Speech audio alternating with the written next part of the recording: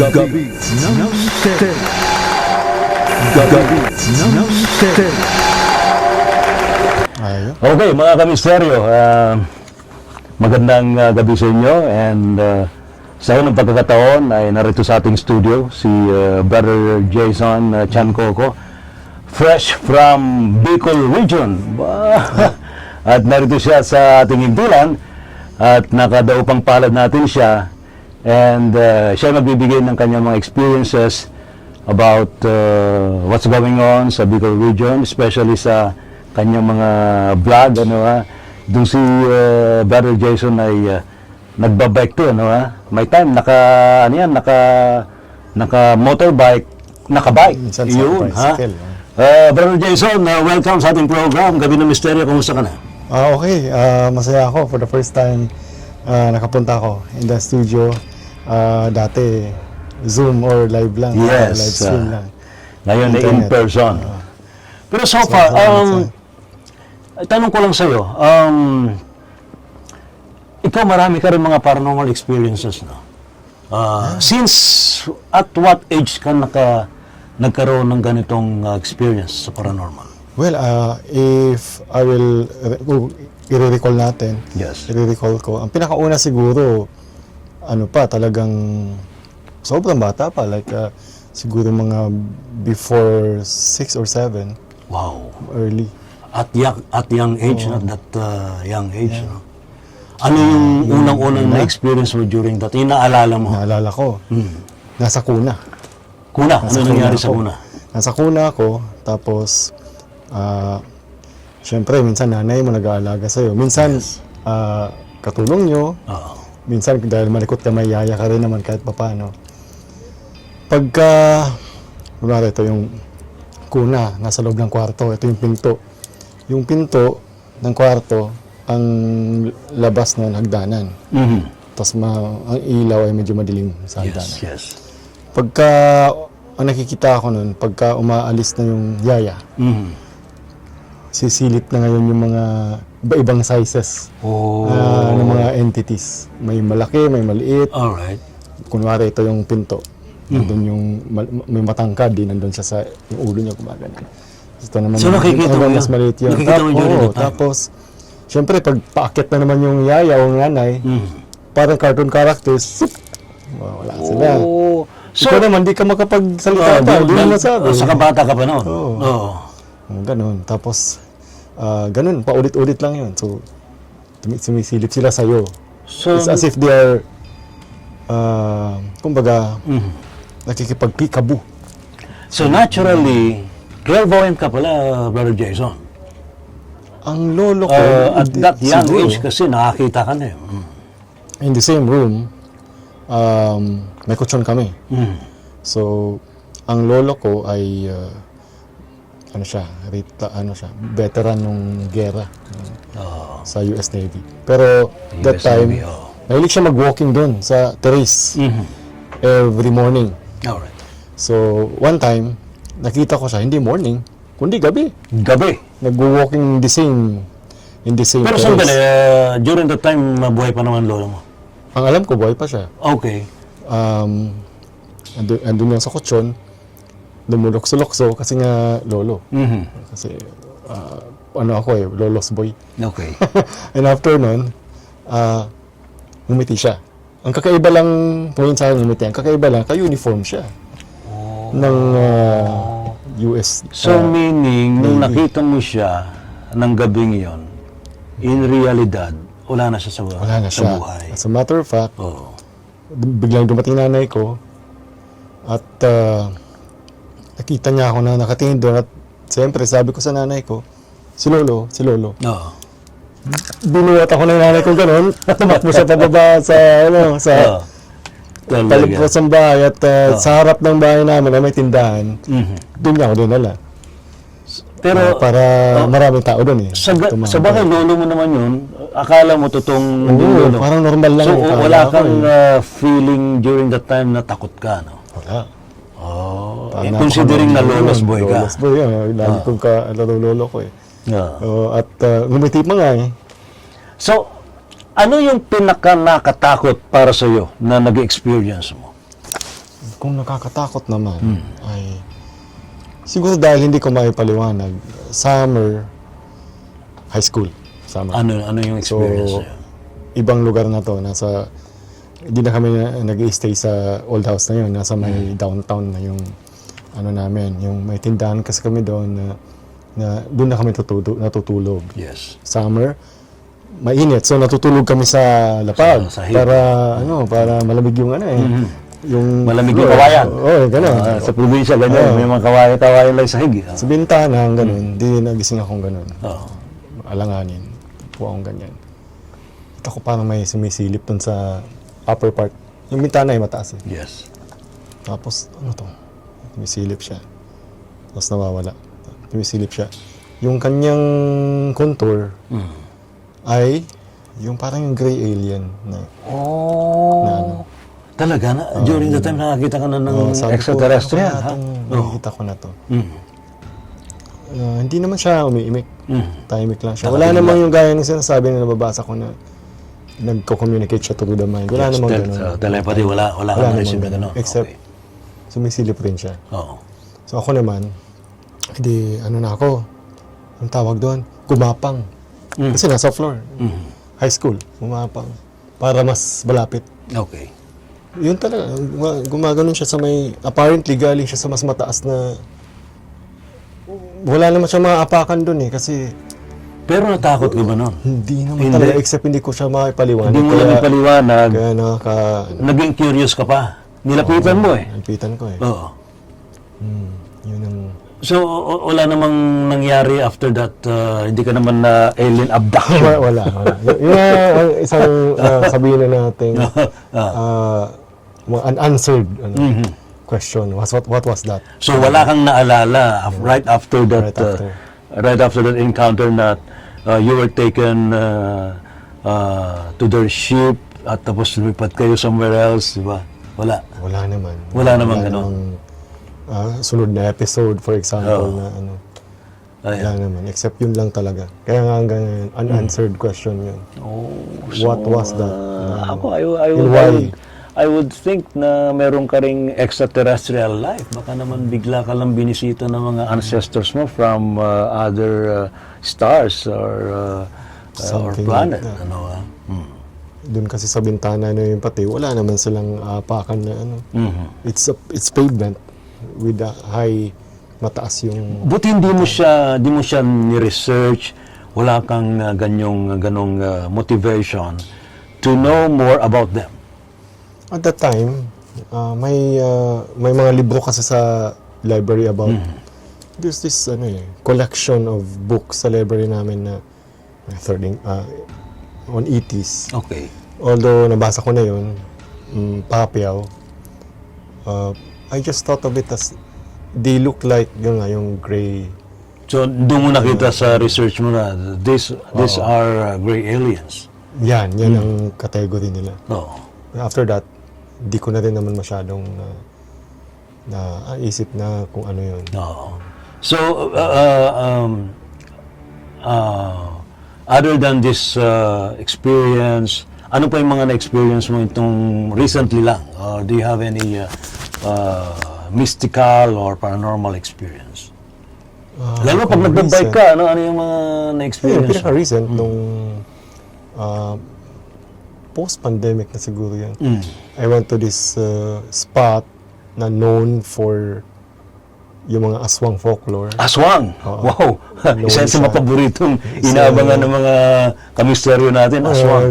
Cyclist tayo sa gabi. Yes. Dahil sa araw ay busy. So, Oo. sa gabi, Idol ko to sa Bicol, nagsacycling sa gabi. So, kung probinsya, Oo.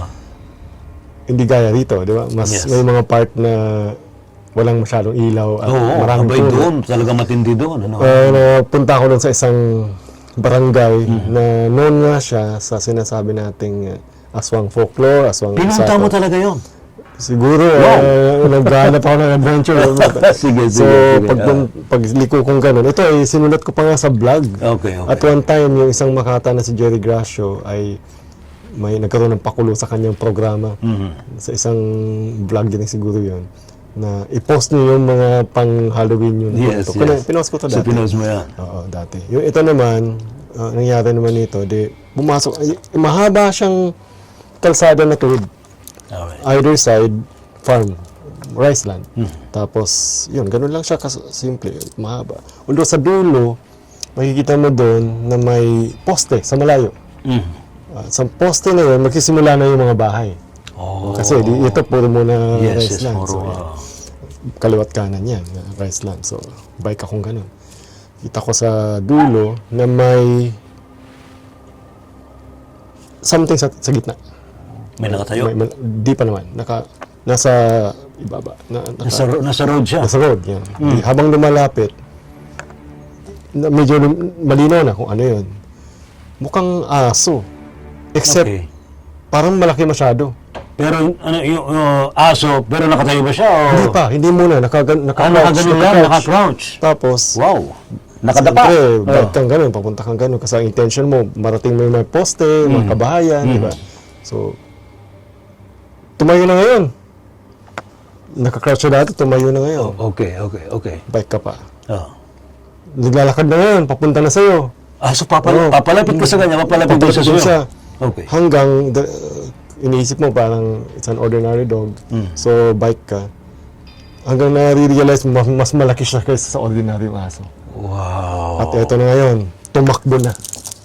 Tumakbo, papalayo na. Papunta sa'yo. Papunta sa sa'yo. akin. What? At saka, may mga kasama pa pala yun.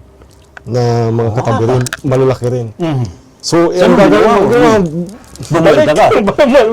Tapos pagbalik, yung cambio ng speed sa bike. So, speed ride ka. So, paalis doon. Ayan na sila. Nung malapit na sila, nasukat ko yung height niya. Kasing taas ng saddle. Malaki. Mataas yung bike. So, hindi kayo nabutan? Unang wala na lang. Tapos kailangan mong mag-ingat sa junction na yun. Kasi highway na yun. Baka baka biglang may mabilis na sasakyan. So, kailangan mag-purmeno ka na. So, kaya tumingin na ako. Secondary road yun. Secondary road. Dinaanan mo na yun. Rough road siya. Rough road. Hindi naman. Hindi naman. masyado. Pero may Sabihin na natin, ano na siya, asphalt na. Hindi na, pero hindi na siya bago. So, meaning, napasok mo talaga yung lugar ng mga aswang. To think na previously, in 2016, yung sa isang academic institution, may grant, may research, naging bahagi ako ng research team. Pumunta talaga kami doon sa lugar na yon. Ang purpose naman namin nun ay mag-research ng mga folklore, oral tradition, at saka healing practices. Talaga. Earlier na nun, na ano namin, kumbaga, na-record namin yung mga kwento ng mga indigenous people doon. So indigenous About, may village doon. Halo din naman, pero may tribe doon. Napakabuhay pala ng kwento ng ano doon. Talaga. In fact, even before the research, kaya nga naging site yun ng research, dati na siyang may reputation na gano'n. So until now? Until now. So nung pumunta naman ako ron, siguro looking for something. Diba? Yes. Kasi isa sa mga na-isolate namin na story, na-gather is yung may mga taga ron na sabihin na nating pag may naririnig sila, yung mga sinasabi na pag malapit, actually malayo yun. Okay, malayo, actually malapit yun. Na-experience ko yun. Nagsasabi sila na wag naman manay. Yung kilala nilang ano doon, alam nilang ganun. Sa Ilocos kasi pag nakarinig kami ng ganyan, tawag dito, asin suka, landek, parang ganun eh. Para bang tinatakot mo sila na meron kang daladalang asin sa kasuka, tapos merong yung, alam mo yung sangkalan, na kung saan tatagtarin mo yung karne.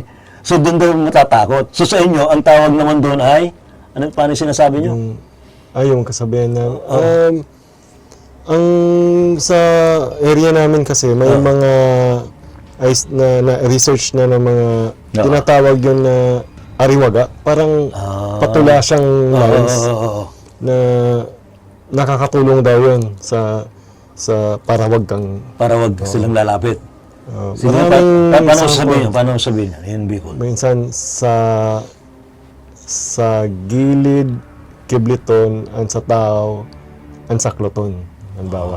So, wag kang matulog sa gitna. Dapat Kumbaga, matutulog kayo na walang tao sa gitna. Oo. Para kakalabitin ka lang. Wala, hindi ka sasaklutin. Pero kung mayroong ganung lugar pala dun sa area ninyo, sa Camarines to, no? Sur or Norte? So, Sur. Wala bang mga reported na missing persons, mga victims of this mythical creatures? reported. Reported. Yung talagang, sabihin natin, ugong-ugong o kaya may kwentuhan na wala si ganito, si ganon. Ang kadalasang kwentuhan doon, yung pag may nangyari sa isang tao na to, humina at nagkasakit, ina-attribute nila sa isang taong kilala ng community na gano'n. Ayan. Ako, very interesting. Siguro kasi, ito theory namin, hindi naman nila talaga directly na pwedeng kunin ng isang tao sa neighborhood lang naman nila. Kasi neighbor lang nila yun. O sabi nga Hindi nila, gagawin nila yun sa iba. yes, Ganun, kasi ganun. sabi nga, karamihan, ito yung general belief dyan, ano, kapag merong karaw kapitbahay, bawal sa yung bahay, katabing bahay mo na doon yung aswang. Kung atake sila, hindi yung sa community ninyo, Parang gano'n. sa ibang community. Kung mag-atake sila, parang psychic lang. Papainain ka lang. Ganun yan.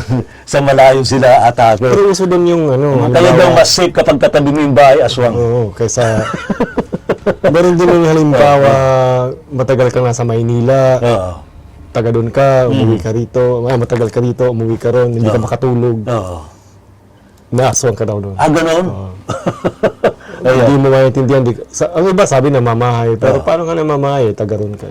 O baka naninibago ka, pero Very interesting, ano? may oral tradition na naaswang ka nun. Kasi wini-welcome ka.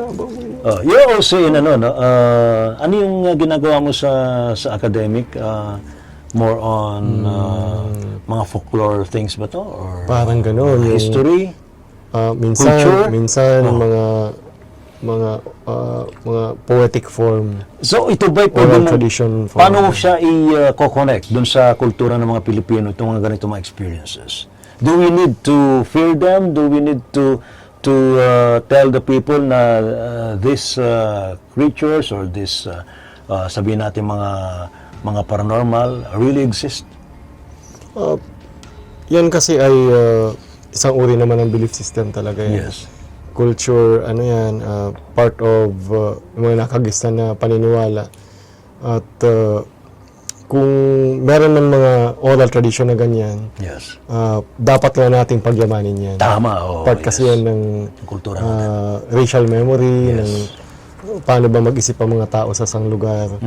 Minsan nga expressed yan in various forms, sometimes sa dance, sometimes sa tula, sa kwento. Part na din ng psychology ng tao yan. Yes.